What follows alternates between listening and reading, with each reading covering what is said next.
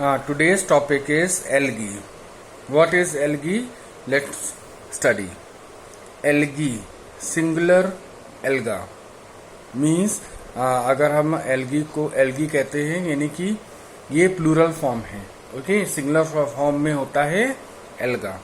ठीक है. Algae are simple plant-like organism. The cell of all algae contain chlorophyll and they photosynthesize like higher plants. Means जो algae होते हैं ये क्या होते हैं? प्लांट लाइक ऑर्गेनिज्म, बिल्कुल पेड़ों की तरह होते हैं. जैसे प्लांट होते हैं छोटे छोटे, वैसे ही एल्गी का स्ट्रक्चर होता है. ये एल्गी के जो सेल्स हैं उनमें क्या प्रेजेंट होता है? क्लोरोफिल प्रेजेंट होता है. अगर क्लोरोफिल प्रेजेंट है इसका मतलब कि वो फोटोसिंथेसिस की प्रोसेस करते हैं. ठीक है, यानी जितने भी एल्गीज हैं वो क्या हैं? फोटोसिंथेसिस की प्रोसेस करते हैं. मोस्टली एल्गी करते हैं क्योंकि वो ग्रीन कलर के होते हैं और उनमें क्लोरोफिल पाया जाता है, जैसे कि हायर प्लांट्स में पाए जाते हैं. Algae are autotrophs. एल्गी क्या होते हैं? ऑटोट्रॉप्स हैं क्योंकि ये अपना खाना खुद बनाते हैं by the process of photosynthesis. They are also known as grasses of water. अब इन्हें क्या कहा जाता है? इन्हें पानी की घास कहा जाता है. क्यों कहा जाता है पानी की घास? क्योंकि ये पानी के ऊपर बहुत एक झुंड के समान, यानी एक कॉलोनी, खूब घनी कॉलोनी बनाते हैं.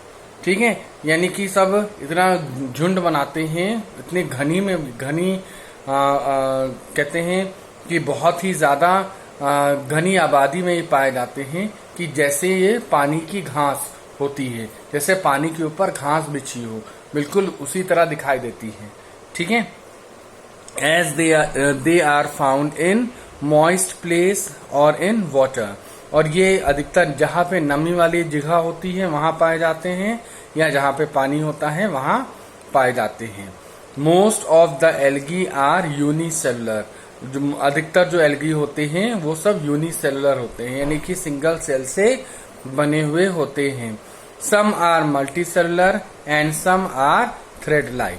कुछ जो होते हैं वो मल्टीसेलुलर होते हैं, यानी कई सेल से मिलके बने होते हैं, और कुछ थ्रेड लाइक स्ट्रक्चर होते हैं, यानी धागे नुमा संरचना होती है, धागे की तरह, थ्रेड्स की तरह. ठीक है. Some of the common examples of algae are Volvox, Chlamydomonas, Spirogyra and diatoms. अब कुछ एल्गीज हैं जिनका एग्जाम्पल है. वॉलवॉक्स हैं, ये एल्गी है. क्लेमाइडोमोनास, ये भी एल्गी का नाम है. स्पाइरोगायरा, ये भी एक तरह की एल्गी है. और डायटम्स. तो ये कई तरह की एल्गीज होती हैं जो हमारे एनवायरनमेंट में पाई जाती हैं. जो मॉइस्ट एरियाज होते हैं वहां पर ये ग्रो करती हैं, और इन्हें हम क्या कहते हैं? ग्रासेस ऑफ वाटर भी कहते हैं, क्योंकि ये पानी में बहुत एक घास की तरह बिछी हुई रहती है, बहुत झुंड में पाई जाती हैं और घनी पाई जाती है. ठीक है, तो इससे हम पानी की घास भी कहते हैं. ठीक है. नेक्स्ट है यूजफुल एल्गी. अच्छा, कुछ एल्गीज होती हैं जो हमारे लिए बहुत ज्यादा यूजफुल होती हैं. ठीक है. कौन कौन सी एल्गीज हैं जो हमारे लिए यूजफुल होती हैं, इनके बारे में पढ़ते हैं.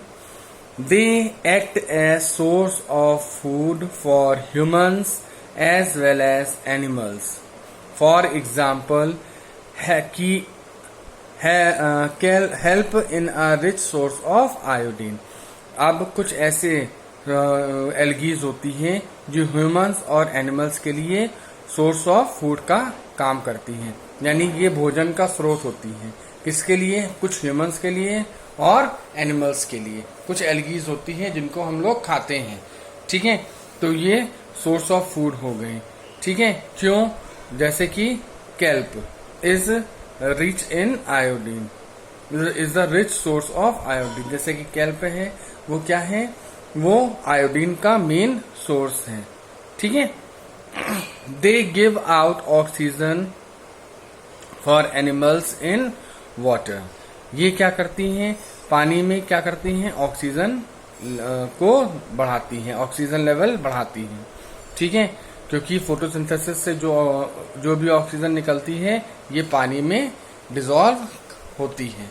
तो एल्गी जहाँ पे होती है वहाँ पर ऑक्सीजन लेवल क्या होता है, वो अच्छा होता है, क्योंकि ये पानी को ऑक्सीजन देती है। अ स्पेशल एल्गा प्रोड्यूसेस अगर jail which is used in laboratories as a cultural medium। अब कुछ ऐसी एल्गीज होती हैं जैसे अगर्स जेल, ये इसका इस्तेमाल होता है लेबोरेटरीज में। ठीक है, for as a cultural medium. अब इसको हम लोग जेल की तरह इसका इस्तेमाल करते हैं। ठीक है, तो कल्चरल मीडियम क्या है कि कल्चरल मीडियम में हम कहते हैं कि उसका इस्तेमाल हम जेली की तरह यूज करते हैं। ठीक है, अब जेली से कई ऐसी चीजें बनती हैं जिसका इस्तेमाल हम खाने में भी करते हैं या सजावट का सामान में भी करते हैं। कई ऐसी चीजें होती हैं जिसका इस्तेमाल हम लोग करते हैं, इंडस्ट्रीज में भी इसका इस्तेमाल होता है। तो लैब में लेते हैं हम लोग और कई इंडस्ट्रीज में भी इसका इस्तेमाल होता है। तो ये हमारे लिए भी इम्पोर्टेंट है। Some algaes are use to purify air during space flights और as food and research material. कुछ एल्गीज होते हैं जो एयर को प्यूरिफाई करने में हेल्पफुल होते हैं, यानी कि हवा को प्यूरिफाई करने में सहायता करते हैं ड्यूरिंग स्पेस फ्लाइट, यानी कि स्पेस फ्लाइट के दौरान। यानी कि स्पेस फ्लाइट क्या होती है, स्पेस फ्लाइट यानी कि जब हम अंतरिक्ष यात्रा में कोई भी विमान जाता है या कोई भी क्या कहते हैं रॉकेट वगैरह जाता है, तो स्पेस फ्लाइट्स जो होती हैं तो उनको साफ उसमें वहाँ पे जो एयर प्यूरिफाई करने के लिए हम एल्गीज का इस्तेमाल करते हैं। और as food and research material, और इसका इस्तेमाल हम फूड की तरह करते हैं और रिसर्च मटेरियल यानी इसकी हम रिसर्चिंग मटेरियल की तरह इसको यूज किया जाता है कि इस पे खोज करते हैं कि एल्गीज पे हम कई एक्सपेरिमेंट करते हैं और इस पे रिसर्च करते हैं। ठीक है, तो एज अ रिसर्च मटेरियल की तरह भी इसको हम यूज करते हैं। Extract from algal cells are used in medicines, cosmetics, paper manufacturing and paints. अच्छा, कुछ जो एल्गल सेल्स हैं उनसे जो निकलता है, यानी एल्गी से निकलने वाले जो सेल्स हैं, यानी एल्गल सेल्स जिन्हें हम कहते हैं, उसका इस्तेमाल हम दवाइयाँ बनाने में, कॉस्मेटिक यानी कि जो कॉस्मेटिक मटेरियल जो हम लोग रूप सज्जा के लिए जो इस्तेमाल करते हैं, क्रीम पाउडर जो यूज़ करते हैं, उसमें हम जो कॉस्मेटिक्स होती है उसमें हम इस्तेमाल करते हैं। पेपर मैन्युफैक्चरिंग, कागज निर्माण में हम इसका इस्तेमाल करते हैं। और पेंट्स यानी कि जो पेंट कलर होता है, जो पेंट्स वगैरह इस्तेमाल हम लोग करते हैं उसमें हम क्या करते हैं, इसकी सहायता लेते हैं। यानी एल्गल सेल्स जो हैं मेडिसिन, कॉस्मेटिक, पेपर मैन्युफैक्चरिंग और पेंट्स बनाने में भी सहायता करती हैं। Shells of diatoms are use to make glass and porcelain, यानी कि अब जो डाई एटम्स ये भी क्या है, एक तरह की एल्गी है, तो इसका इस्तेमाल हम करते हैं ग्लास बनाने में और पोर्सिलेन बनाने में। ये भी एक तरह का क्या होता है, पोर्सिलेन भी एक तरह का चीनी मिट्टी की तरह होता है, वो एक तरह की ग्लास की तरह होता है। तो उसको बनाने में भी हम किसका इस्तेमाल करते हैं, शेल्स का, यानी डाई एटम के जो शेल्स होते हैं, जो बाहर आउटर कवरिंग होती है, उसका इस्तेमाल करते हैं ग्लास और पोर्सिलेन बनाने में इस्तेमाल करते हैं। ठीक है, तो ये अभी हमने पढ़ा कि ये इतने एल्गीज हैं जो हमारे लिए यूजफुल होते हैं। अच्छा, अब कुछ हार्मफुल एल्गीज भी हैं जो हमारे लिए नुकसानदायक भी होती हैं, जैसे कि excess algal growth can make floors slippery. अगर ज्यादा मात्रा में एल्गी ग्रो कर जाती है जमीन पर तो उसको स्लिपरी बना देती है, यानी कि चिकनाहट आ जाती है, जिसे कहते नहीं काई लग गई। आपने काई वर्ड सुना होगा कि कहते हैं जमीन में काई लग गई, तो काई क्या है, वो वहां पर एल्गल ग्रोथ हो गया है, वो एल्गीज हैं। जो काई जिसको हम कहते हैं वो क्या है, एल्गीज हैं। वो एल्गीज अगर ग्रो कर जाती हैं तो उस पर तो वो क्या करती हैं, फर्श को चिकना बना देती है, स्लिपरी बना देती हैं। अगर उस पर चलेंगे तो फिसल के गिर जाएंगे। ठीक है, तो इसलिए जो ये हार्मफुल इफेक्ट भी हैं कि कुछ ऐसी एल्गीज होती हैं जो ग्रो कर जाती हैं और फ्लोर्स को स्लिपरी बना देती हैं। ठीक है, काई लग जाती है। तो वो जो काई जिसको हमने वर्ड कहते हैं ना, ग्रीन कलर की काई जो लगती है, वो एक तरह की क्या है, एल्गी ही है। ठीक है, algal growth makes water cloudy and this water is not fit for drinking. अब जहां पर एल्गीज ग्रो करती हैं तो वहां का जो पानी होता है वो क्लाउडी होता है, क्लाउडी हो जाता है। क्लाउडी यानी कि एकदम मटमैला पानी हो जाता है, तो वो फिट नहीं होता है पीने के लिए। ठीक है, वो पानी कैसा हो जाता है, पीने लायक नहीं होता है। ठीक, तो ये इसके हार्मफुल इफेक्ट हैं।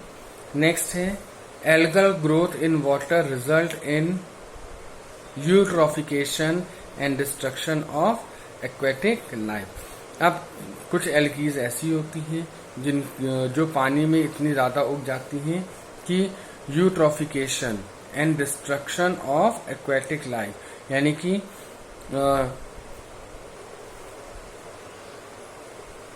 Algal growth in water result in eutrophication and destruction of aquatic life. Means जो एल्गल ग्रोथ, अगर बहुत ज्यादा एल्गी ग्रोथ कर जाती है तो यूट्रोफिकेशन क्या होता है कि एल्गीज जो होती हैं वो क्या करती हैं, पानी में ही बहुत मात्रा में ग्रो कर जाती हैं, यानी कि इतनी ज्यादा ग्रो कर जाती हैं कि वहां पर एक्वेटिक लाइफ, जो एक्वेटिक एनिमल्स होते हैं, उनके लिए दिक्कत होती है।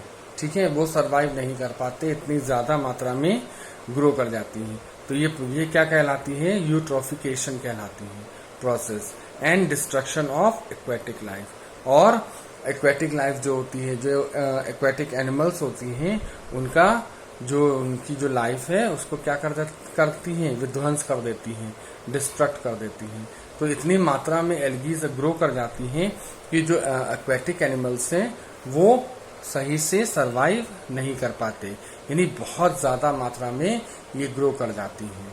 ठीक है, तो ये कुछ ऐसे हार्मफुल इफेक्ट्स हैं जो एल्गीज के कारण होते हैं। अंडरस्टूड?